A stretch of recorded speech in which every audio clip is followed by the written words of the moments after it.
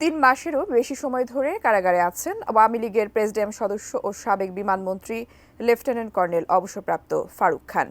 হত্যা মামলায় গ্রেফতার হয়ে কারাভোগ করছেন তিনি, কিন্তু হঠাৎ তার ভেরিফাইড ফেসবুক আইডিতে সোমবার বিকেলে একটি পোস্ট করা হয়, যা নিয়ে ব্যাপক চাঞ্চল্যের সৃষ্টি হয়েছে, যেখানে তিনি আওয়ামী লীগের রাজনীতি ও শেখ হাসিনাকে নিয়ে বিস্ফোরক মন্তব্য করেছেন।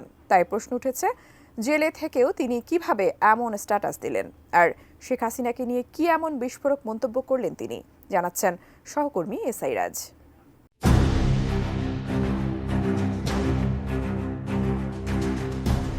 গেল বছরের ৫ আগস্ট গণ-অভ্যুত্থানের মুখে ক্ষমতাচ্যুত হয়ে ভারতে পালিয়ে যান শেখ হাসিনা।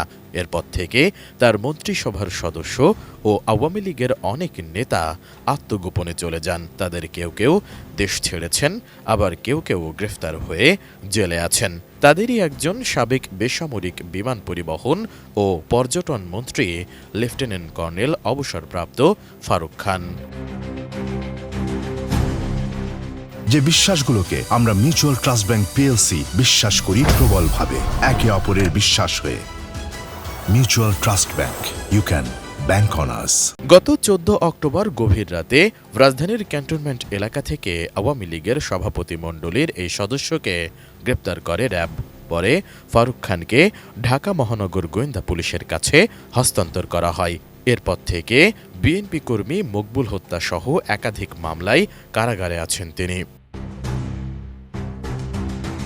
কিন্তু সোমবার বিকেলে হঠাৎ তার ভেরিফাইড ফেসবুক আইডি থেকে একটি পোস্ট দেওয়া হয়, যেখানে শেখ হাসিনার জন্যই আজ তাদের এই অবস্থা হয়েছে বলে মন্তব্য করা হয়।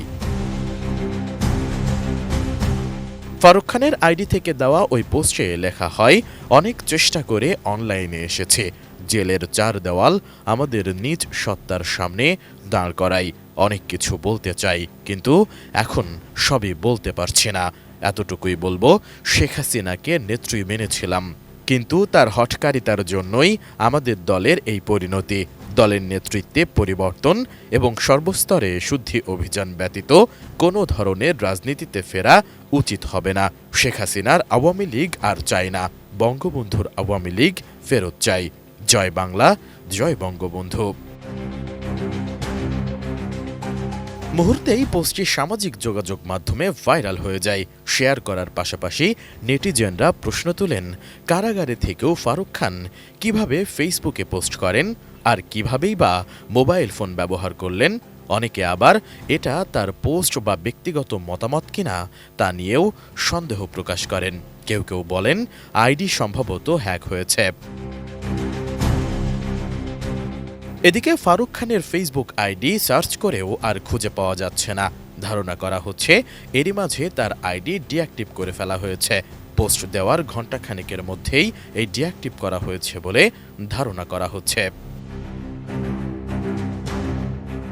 এসআই রাজ, এটিএন নিউজ।